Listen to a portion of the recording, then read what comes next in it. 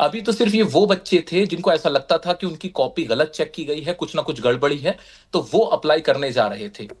और उनको अप्लाई करने में इतनी समस्या आई कि अगर मैं आज बैठा हुआ बच्चों के मैसेज आपको दिखाऊं, तो एक लंबी फहरिस्त है बच्चों की जो परेशान है, जो सबसे बेसिक बात कह रहे हैं कि हमें जब रीवैल्यूएशन के लिए कहा गया है, मौका दिया गया है, तो हम वेबसाइट पे अपनी कॉपी देख ही नहीं पा रहे, हम अप्लाई ही नहीं कर पा रहे, हमारे पैसे कट चुके हैं लेकिन हमें आंसर शीट अभी तक रिसीव नहीं हुई है।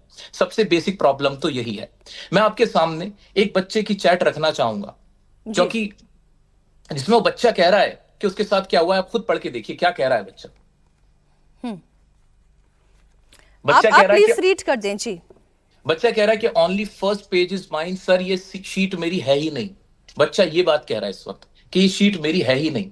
अब जब बच्चा खुद ही क्लेम कर रहा है कि शीट मेरी ही नहीं है, तो अब इसके बाद हम क्या कर सकते हैं। वो बच्चा अपनी हैंड रिटन शीट भी दिखा रहा है कि ये मेरी हैंड राइटिंग है सर, और ये मेरी शीट नहीं है। जब मैंने बच्चे से कहा क्या ये बात आप कैमरे पे आके कहना चाहोगे, तो बच्चे का कहना होता है नहीं, हमें डर लगता है, क्योंकि हमने देखा वेदांत के केस में उसको पाकिस्तानी कह दिया गया।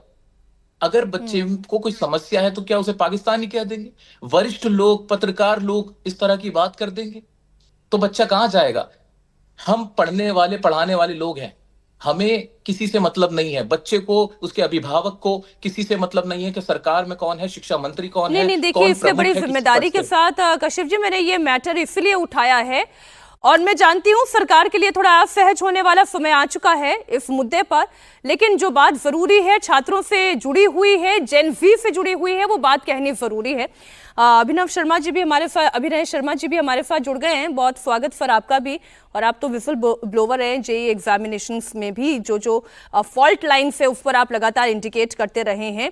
और एक और मेहमान हमारे साथ जुड़ गए हैं, चूंकि आप जानते हैं एसएससी का भी एग्जामिनेशन जो है वो भी रद्द करना पड़ा उत्तर प्रदेश में। विनय तिवारी हैं जो कि एसएससी फैकल्टी हैं, उनसे भी हम चर्चा करेंगे। लेकिन ये जो अभी बात चल रही है ना अभिनय जी, फॉल्ट लाइन कहाँ है, मैं फॉल्ट लाइन को पकड़ने की कोशिश कर रही हूं। पहली बात तो अगर आप हैंड रिटन एग्जामिनेशंस करवा रहे हैं, जो कि मैं मानती हूं कि ठीक है, मैंने भी ऐसी ही आज तक एग्जामिनेशंस दिया है, आंसर दिए हैं, और अभी तक वो कोई व्यक्ति ही चेक करता आ रहा है। अब कौन चेक कर रहा है, कहाँ कॉपीज जा रही है, उसका मुझे नहीं पता। रीवैल्यूएशन कराने की नौबत आती थी तो भाई लेटर भेज दिया जाता था, रीवैल्यूएशन होता था, किसी के 4 नंबर, किसी के 2 नंबर बढ़ के आ जाते थे, किसी के अप्रत्याशित तौर पर भी बढ़कर आते थे, डिफरेंट केसेस थे। अब आप एग्जामिनेशंस हैंड रिटन दे रहे हैं, फिर उन हैंड रिटन कॉपीज को स्कैन किया जा रहा है, लाखों की संख्या में कॉपी स्कैन हो रही है, वो कंप्यूटर पर अपलोड हो रही है। क्या सीरियल नंबर जा रहा है, क्या सीक्वेंसिंग में प्रॉब्लम आ रही है, इसे ट्रैक और ट्रेस ही नहीं किया जा रहा। आज अगर वेदांत नहीं बोलता, हर्ष जैसा बच्चा सामने नहीं आता जो ये कहता कि भाई मेरी तो सप्लीमेंट्री शीट ही गायब है, तो ये खबर तो कभी खुलती ही नहीं, पता ही नहीं चलता कि सीबीएसई कितनी बड़ी धांधली कर रहा है। वही जो सीबीएसई, जिसको मतलब इतना बड़ा माना जाता है देश पे, जो हमारे बेसिक एजुकेशन के लिए पूरी तरीके से जिम्मेदार है, अगर वो इस तरीके की चीजें करेगा तो इससे ये पता चलता है कि सरकारें थी जिन्होंने शिक्षा के मूल्य को समझना बंद कर दिया था। आज सेम हालत सीबीएसई की भी दिख रही है कि उसको भी इससे बहुत मतलब नहीं है कि किसको क्या रिवार्ड देना है, उसकी वैल्यू खत्म हो गई है। और जब कोई सवाल पूछने आएगा, जैसे कासिफ भाई ने कहा, तो आप कह देंगे कि वो पाकिस्तानी है। आज आप देश में सवाल पूछेंगे तो पाकिस्तानी घोषित कर दिया जाएगा। एक कॉकरोच जनता पार्टी बन जाएगी, उसके फॉलोअर्स को पाकिस्तानी घोषित कर दिया जाएगा। नीट एस्पिरेंट तो पाकिस्तानी। मतलब मेरी ये समझ में नहीं आ रहा कि इस देश में कोई हिंदुस्तानी बचा है कि नहीं बचा है।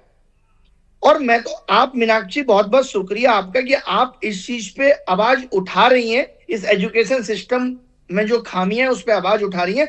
बाकी लोग तो पेट्रोल के दाम बढ़ने को भी जस्टिफाई कर दे रहे हैं। तो अब आप बताइए, जब सवाल पूछने वाले लोग देश में बचेंगे ही नहीं तो सीबीएसई क्यों अपनी जिम्मेदारी लेगा, या फिर एसएससी अपनी जिम्मेदारी क्यों लेगा? आप सोचिए कि आज एसएससी जीडी में इतने सारे प्रॉब्लम है। आज आपके सामने एक वीडियो आया होगा कि एक लड़की रोते हुए कह रही है कि हम इतनी मुश्किल से अपने घर से आए हैं और हमें एग्जाम देने नहीं दिया जा रहा, क्योंकि इन्होंने सोच लिया 600 लोग हैं, ठीक है 400 की व्यवस्था कर लेते हैं, 200 तो एब्सेंट हो ही जाएंगे। इनको नहीं पता देश में कितनी बेरोजगारी है। जहां पियोन की नौकरी के लिए पीएचडी वाले फॉर्म भर रहे हैं,